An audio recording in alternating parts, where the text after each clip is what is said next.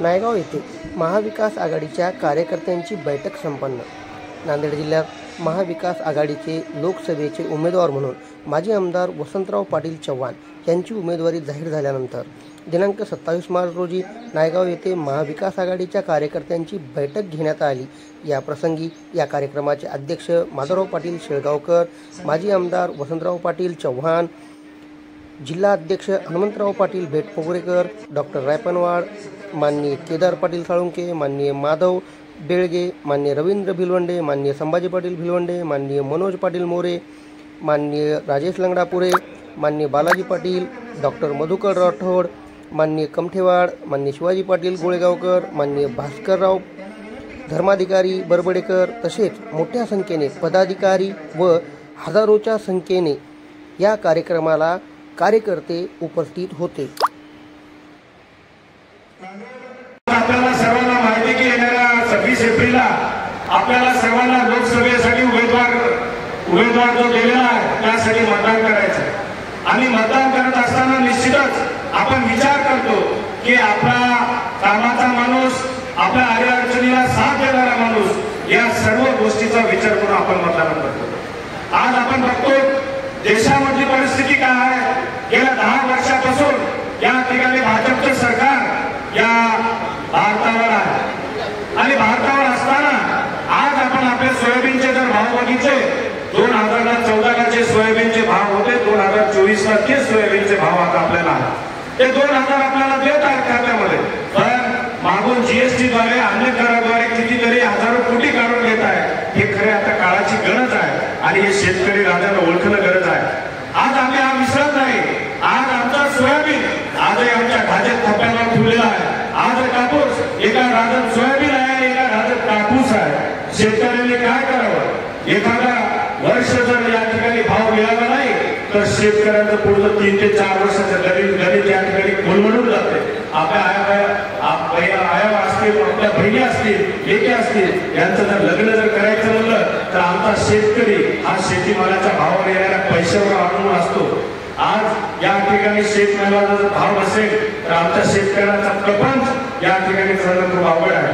सिलेंडरचे भाव बघा, पेट्रोल डिझेलचे भाव बघा, या ठिकाणी भाजपचं सरकार हे फक्त शायनिंग दाखवण्याचं काम या ठिकाणी करत आहे। कितीतरी आहे। आज भाजपची मंडळी आम्हाला विचारत आहे की गेल्या 70 वर्षात काँग्रेसनं काय केलं आणि जेव्हा भारत आपला स्वतंत्र झाला त्या ठिकाणी सुई तयार करायचा कारखाना सुद्धा आमच्या या ठिकाणी भारतात नव्हता। या 70 वर्षामध्ये काँग्रेसनं या ठिकाणी गावागावाला जोडण्याचं काम केलं, दूरध्वनी फोन टेलिफोन देण्याचं काम केलं, लाईट देण्याचं काम केलं, रस्ते देण्याचं काम केलं आणि हे भाजपचं सरकार गेल्या 10 वर्षापासून ज्या भारताच्या सर्व या ठिकाणी काँग्रेसच्या माजी पंतप्रधानांनी जोड्या मोठ्या कंपन्या केलेल्या आहेत, भारत पेट्रोलियम असेल, अन्य कंपन्या असेल, ते विकण्याचं महापाप या भाजप सरकारने केलेलं आहे आणि तेच मंडळी आम्हाला विचारताय की हे सरकारनं 70 वर्षात काय केलं। आज आपण नांदेड लोकसभेच्या दृष्टीने जर विचार केला तर या ठिकाणी आपल्या समोर काँग्रेसचे उमेदवार म्हणून वसंतरावजी चव्हाण साहेब आहेत। आज या ठिकाणी नायगावचे 24 वर्ष सरपंच म्हणून ते राहिलेले आहेत आणि ग्रामपंचायत सदस्यापासून त्यांचे कार्यकर्ते या ठिकाणी सुरुवात झाली आहे। ग्रामपंचायत सदस्य असेल, 2 वर्ष 2 टर्म जिल्हा परिषद सदस्य असतील, 1 टर्म एमएलसी असेल, विधान परिषद सदस्य असेल आणि 2 वेळेस आपल्या आशीर्वादाने विधानसभेमध्ये निवडून गेलेला आहे। आज या ठिकाणी नांदेड जिल्ह्याचं जर राजकारण जर बघितलं तर मोठी काँग्रेसची मंडळी आपल्यातून निघून गेलेला आहे। ही मंडळी निघून गेली, कशा काय गेली याच्यावर आपल्याला उप करत बसायचं नाही, त्यांची अडचण त्यांना माहीत, पण या ठिकाणी आज नांदेड जिल्ह्यामध्ये विधारक चित्र आपल्यासमोर मांडू इच्छितो। या ठिकाणी आपण बघत आहात रोजच्या रोज पक्ष सोहळे, प्रवेश सोहळे घेत आहेत, ज्याला भेटलं त्याला दस्त्या टाकण्याचं काम चालू आहे। कोणी कार्यकर्ता जर कामाला म्हणून गेला तर त्याला थर पगडाने दस्त देतात। ही अशी परिस्थिती आपल्या जिल्ह्यावर येत आहे, पण ही पाळी त्यांच्यावर का यावी? त्यांनी सरळ आमच्याशी सामना करावा आणि आमच्याशी थेट लढत करावी आणि आम्ही या ठिकाणी दाखवून देऊ। या ठिकाणी आमच्यासोबत ही समोर बसलेली जनता आहे, या ठिकाणी हुकुमशाहीला आणि दडपशाहीला न मानणारी जनता आहे आणि या जनता जनार्दनाच्या जीवावर या ठिकाणी वसंतराव चव्हाण साहेबांनी आपल्याला या ठिकाणी उमेदवारी दिलेली आहे आणि आपल्या आशीर्वादानंच मी सांगू इच्छितो की या ठिकाणी प्रचंड मताने येणारी लोकसभा ही काँग्रेसची असेल। जेव्हा लोकसभेचा निकाल लागेल या ठिकाणी काँग्रेसचा उमेदवार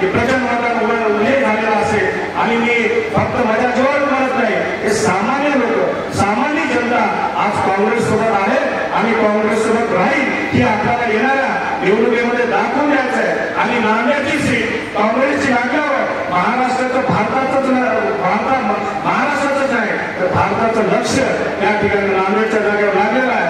आणि मी म्हणतो की नांदेडची सीट काँग्रेसची लागल्यावर त्या ठिकाणी दिल्लीच्या तख्तावर बसलेल्या माणसाला विचार करावा लागेल की सामान्य माणसं जेव्हा ही निवडणूक आपल्या हातात घेतो तेव्हा या ठिकाणी कोणाचे चालत नाही. आणि ते इंदिरा गांधीला घडलं, असे बरेचसे नेते आहेत की सामान्य माणसं जेव्हा मनात आलं ते काही रिझल्ट देऊ शकतात.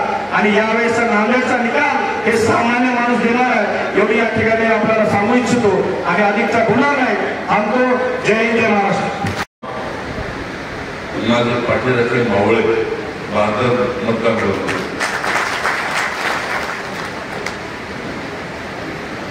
आज इथे आपण का जमलो, इथे जमलो तुम्ही आम्ही एक लढाई जिंकण्यासाठी मला या ठिकाणी सांगायचं. काही लोकांनी सांगितलं आज महाराष्ट्र काँग्रेस पक्षाने मला या ठिकाणी लोकसभेसाठी उमेदवारी दिली. त्याबद्दल ऑल इंडिया काँग्रेस कमिटीचे अध्यक्ष खैरजी असतील, सोनिया गांधी असतील, राहुल गांधी असतील,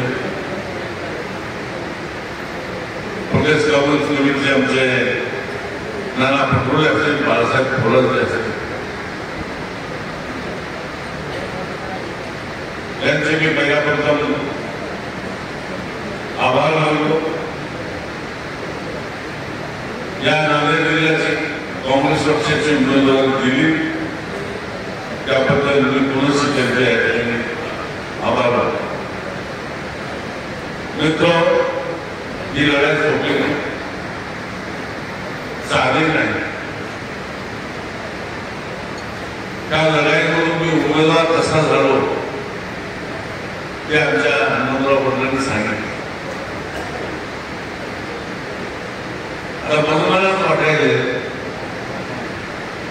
मी अपघातातला उमेदवार आहे का? अपघातानंतर मी कधी अपेक्षा केली नाही लोकसभेची,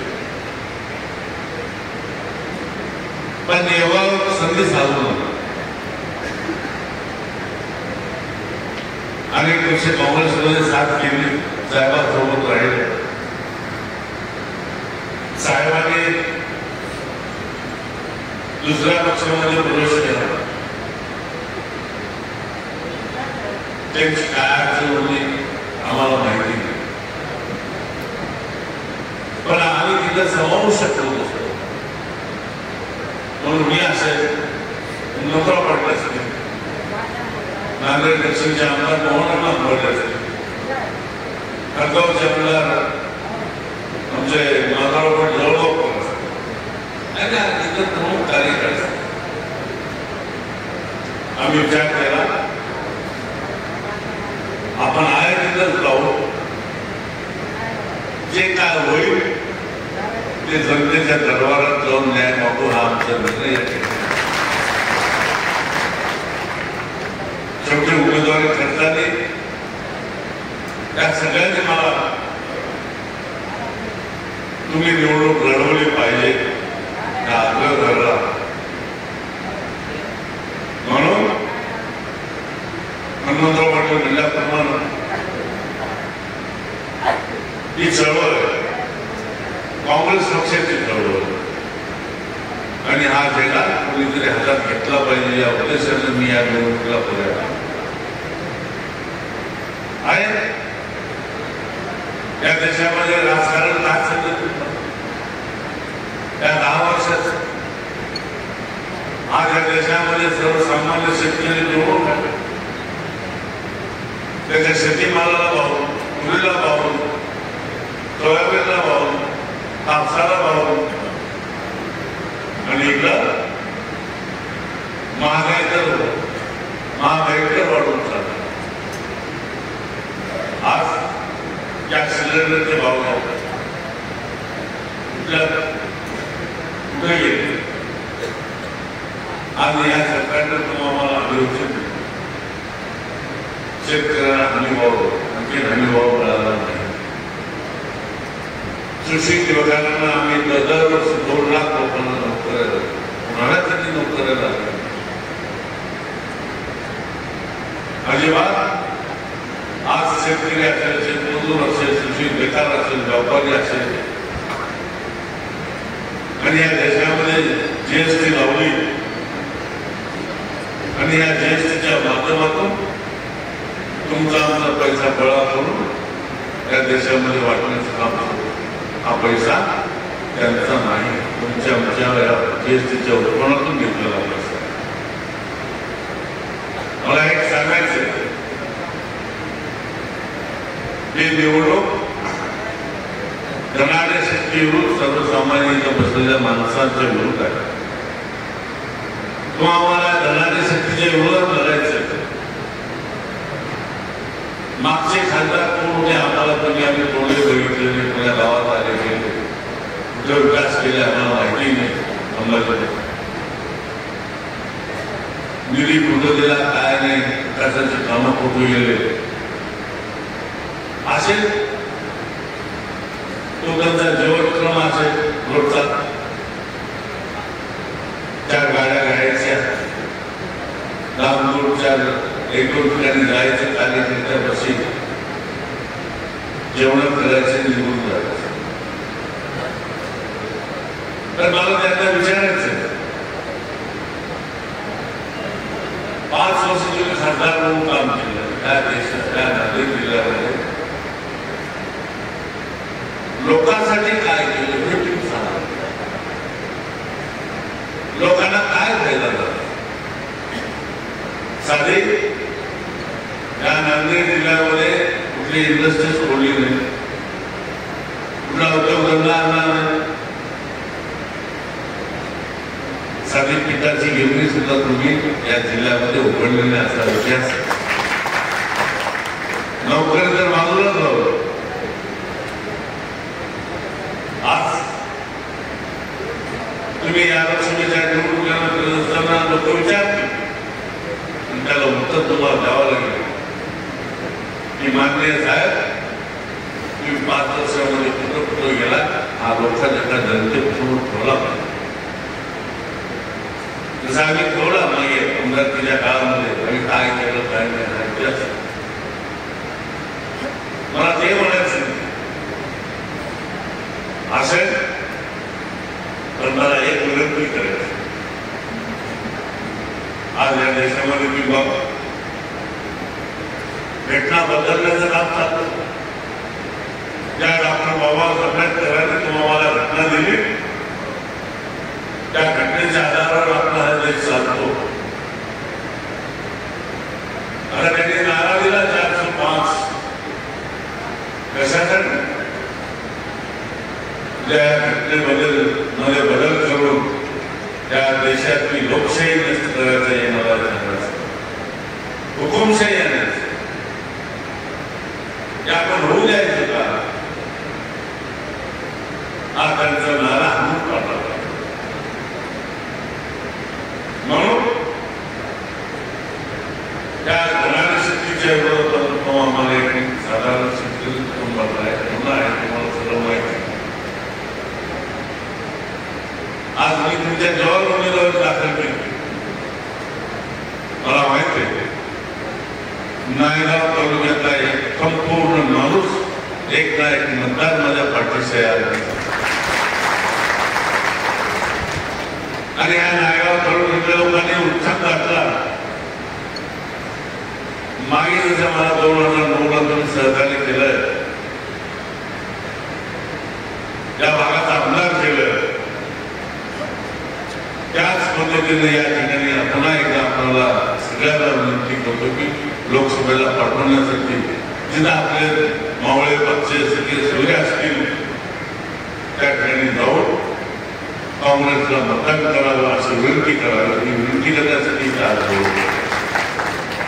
मी फार मोठा नाही, माझ्यापेक्षा वयानं खूप मोठे, मी तुमच्या छोट्या भावासारखा.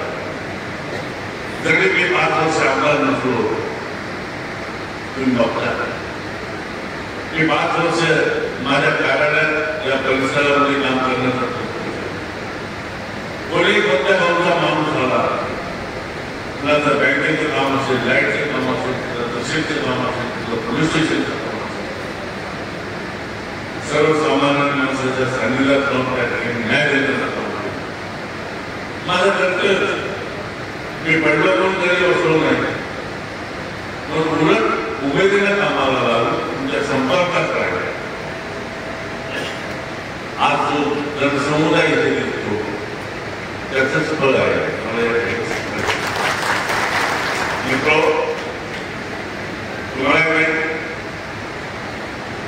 माझ्याकडे गेल्या वर्षी बळवंत चव्हाणांनी सुद्धा या भागाचं नेतृत्व केलं.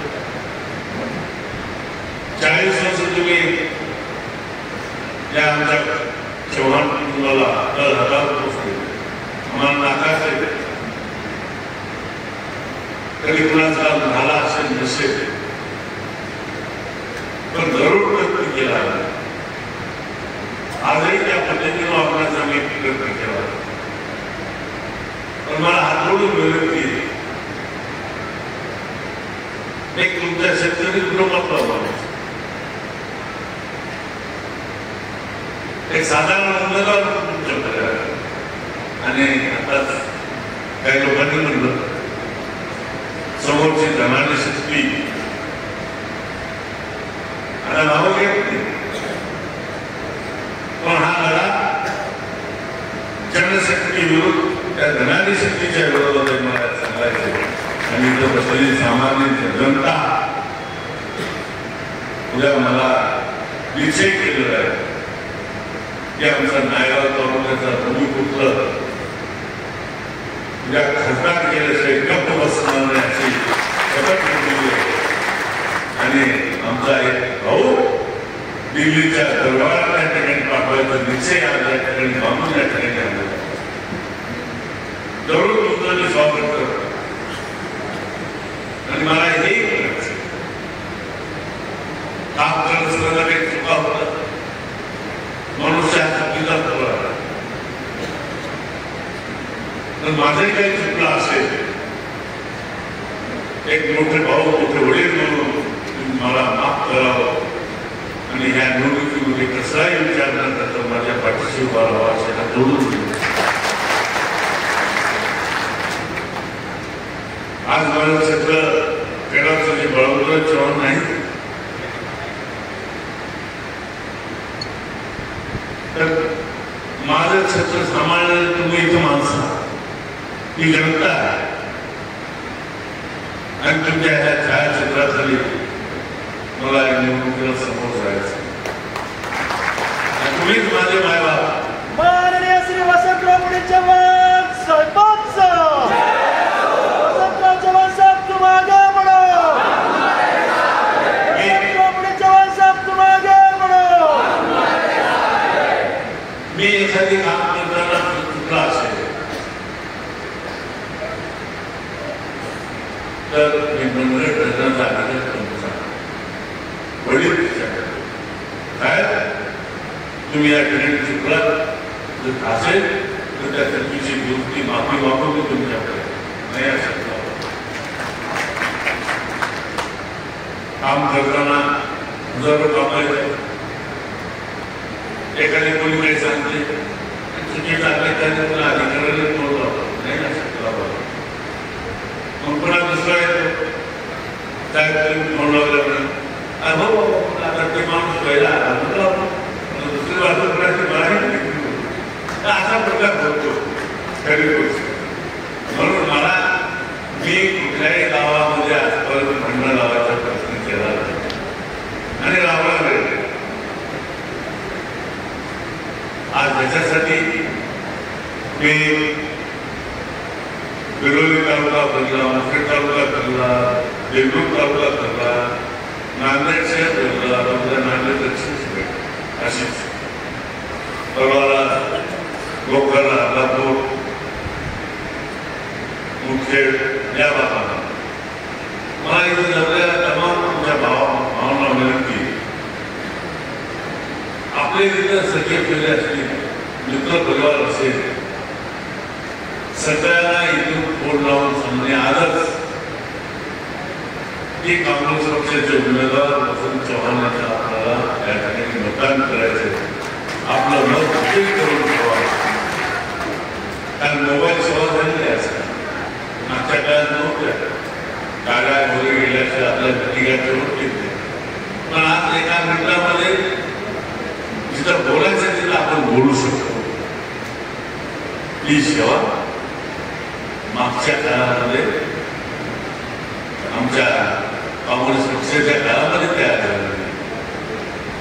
म्हणून आज आपल्याला सगळ्या संबंध साधण्याची सोपी गोष्ट झाली. मी अधिक बोलावा अशा प्रकारच्या अनेक कार्यक्रमामध्ये बोलवलं. आता हे दडपशाहीची तक्रार करतात. दिल्लीचे मुख्यमंत्री केजरीवाल काय केलं होतं, त्यांना पोलीस कचेरी दाखल. बिहारचे मुख्यमंत्री त्यांना पोलीस कचेरी. म्हणजे आवाज दाबण्याचा कार्यक्रम त्या सरकारने चालू केले.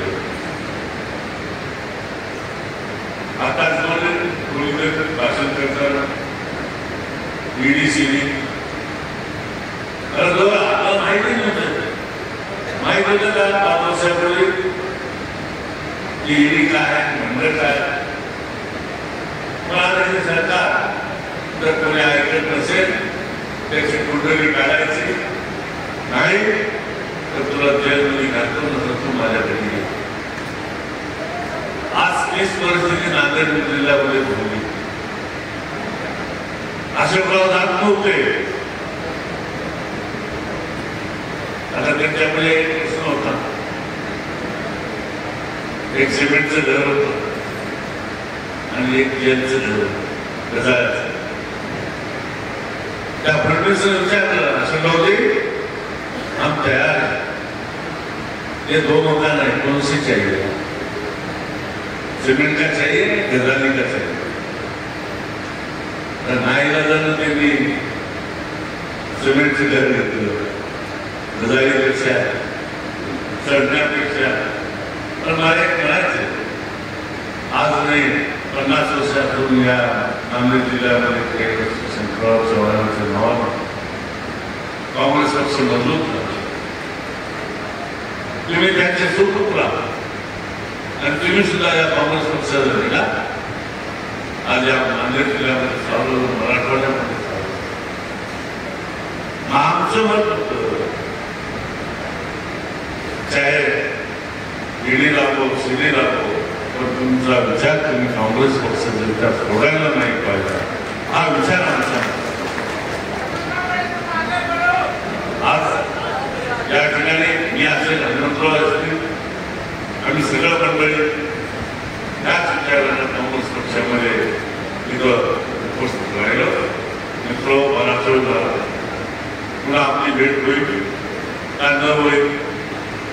1200 गाव आहेत माझ्याकडे. 1200 राहायला 1 महिना. कसं फिरायचं, कुठं फिरायचं हा प्रश्न माझ्याकडे. आता इथे झालेल्या तमाम माझ्या बांधवांना विनंती करतो की 1200 गावं सांभाळायचा अधिकार तुमचा आहे, तुम्हाला नाही. त्या 1200 गावामध्ये प्रत्येक माणूस, प्रत्येक सोया त्या ठिकाणी कसं झाला पाहिजे. तरच आपण त्या ठिकाणी विजयाची मात सुचून आणू. आपल्याला गप्प बसता येणार नाही, आपल्याला मेहनत करावं लागणार. म्हणून आज ही इथे जमलेल्या सर्व लोकांना, मोठ्या भावांना हात जोडून विनंती करतो की मी एक सामान्य म्हणून तुमच्या सोबतचा आहे. एका अडचणीमध्ये उभा टाकलेला. त्या देशाच्या अडचणीसाठी तुम्ही मला या काँग्रेस पक्षाला मतदान करावं, पंजाब बटन दाबावं, पुन्हा विजयी करावं एवढी विनंती करतो.